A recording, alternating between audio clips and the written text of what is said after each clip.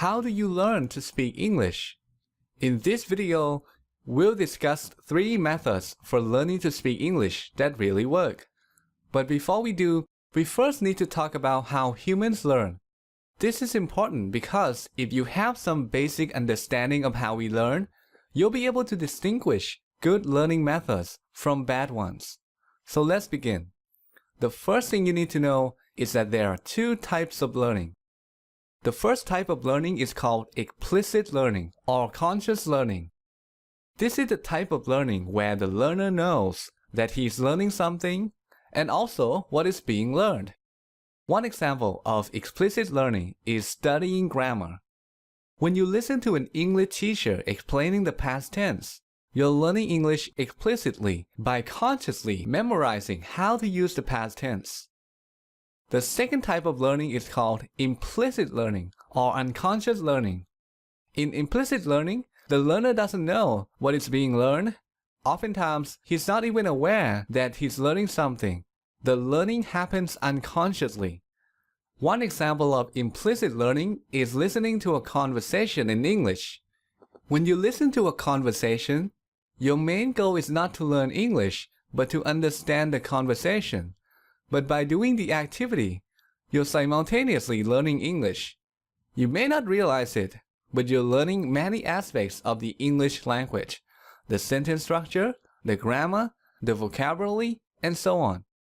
So we can learn English in 2 different ways, either explicitly or implicitly. The question is, which way of learning is better? To answer this question, consider this. Just like there are 2 types of learning, there are also 2 types of knowledge, explicit knowledge and implicit knowledge. Explicit learning results in explicit knowledge, whereas implicit learning results in implicit knowledge. And there's a very big difference between these 2 knowledges. Accessing explicit knowledge requires conscious thought. You have to think about the knowledge in order to use it. This means that if you want to speak English properly, you have to think about English. You have to think about whether to use the past tense or something else. You have to think about how to form a sentence properly. But that's impossible because when you speak, there's no time to think about any of that. In contrast, accessing implicit knowledge doesn't require conscious thought. You don't have to think about the knowledge in order to use it. Think about how you speak your first language. It's pretty effortless, isn't it? You can speak properly without having to think about any grammar rule. That is possible only because your knowledge of your native language is implicit. For this reason, implicit learning is a much better learning strategy.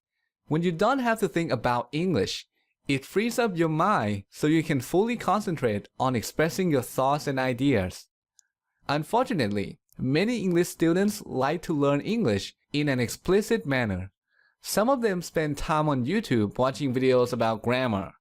What they don't realize is that the knowledge they gain from the activity is explicit knowledge, which is almost useless when it comes to speaking.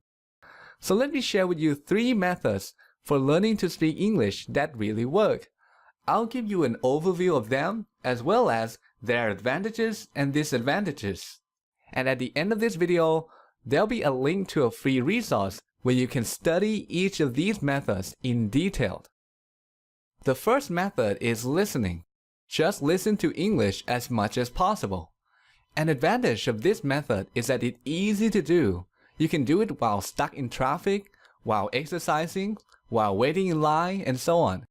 But the main drawback of this method is that it's too passive. Listening alone is not enough. You have to combine listening with some sort of speaking practice.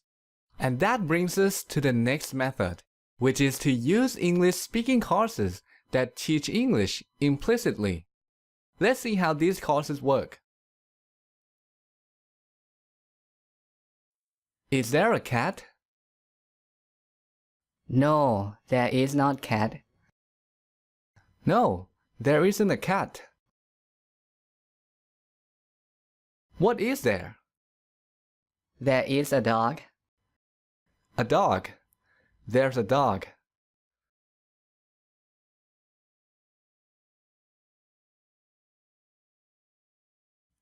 Does Lisa own the dog? No, Lisa doesn't own the dog. No, she doesn't. Lisa doesn't own the dog. Who owns the dog then? Okay, so that's one example. Here's another one. There was a guy named John. He wanted to own a restaurant. Did John want to own a car? No, he didn't want to own a car. No, he didn't want to own a car. What did he want? He wanted to own a restaurant. Well, he wanted to own a restaurant. He wanted to own a restaurant. Who wanted to own a restaurant? Okay, so that's how it works. A key advantage of using a course like this is that you get feedback every time you speak. This allows you to learn and improve quickly. This is great for beginners. By using a course like this, the learner can expect to see significant improvements in a matter of months. But this method has some disadvantages too, one of which is limited learning. When you use a course like this, you get to learn only the words, phrases, and other things that are used in that course. And this is a problem because in order to speak English well, you need to keep expanding your vocabulary. Another problem is that at some point, it's going to become easy for you to practice with these courses, and you will stop improving. When that happens, you're going to need to use a different method in order to keep getting better. And that brings us to the last method, which is called imitation. This is a practice where you listen to a conversation or a story in English and then try to tell that story in your own words. And by doing so, you get to learn grammar, vocabulary, and other aspects of English. This is a great method for intermediate and advanced speakers. A key advantage of this method is that there are virtually no limits to how much you can learn. The more you practice, the more you learn, and the larger your vocabulary. But the main problem with this method is that it can be difficult for beginners. If right now you can speak English just a little bit, you may not be able to practice imitation effectively. If that's the case, you might want to start with 1 or 2 speaking courses before you start using this method. Okay, so that's an overview of 3 learning methods that work because they're all a form of implicit learning. If you want to learn more about these methods, check out this resource where you can find a tutorial on imitation, a list of recommended speaking courses, and a video series on how to practice listening the right way. Just click here to go to that resource.